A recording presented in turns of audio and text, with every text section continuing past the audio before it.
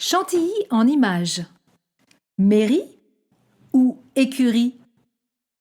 Sur cette photo des années 40, vous reconnaissez sûrement le bâtiment à l'arrière-plan à gauche.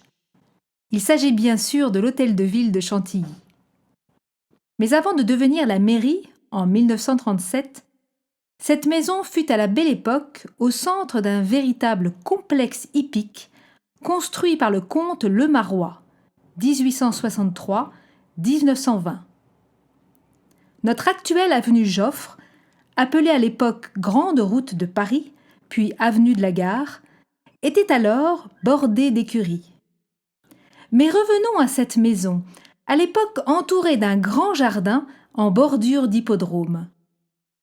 En 1888, elle est achetée par le comte Le Marois, célèbre propriétaire et éleveur de chevaux de course, membre de la Société d'encouragement pour l'amélioration de la race chevaline, ancêtre de France Gallo, et président de la Société des courses de Deauville.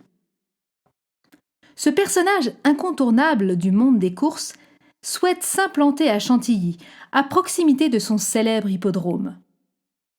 Il agrandit et embellit la maison, et surtout fait construire 2 rangées de 15 boxes de part et d'autre de ce qui constitue aujourd'hui la cour de la mairie. Ces boxes sont rasées dans les années 20 et ne sont donc plus visibles sur cette photo. En 1904, dans la cour mitoyenne, le comte Le Marois fait aménager une seconde écurie, à droite, sur la photo, qui fait jaser dans tout Chantilly. Les mangeoires pour les poulains sont en marbre noir et les selles pour les pouliches en marbre rose. On atteint là les sommets du luxe déployé dans les écuries cantiliennes avant la Première Guerre mondiale. Mais sa splendeur ne suffira pas à la sauver. L'écurie est, comme beaucoup d'autres en centre-ville, détruite en 1976. À bientôt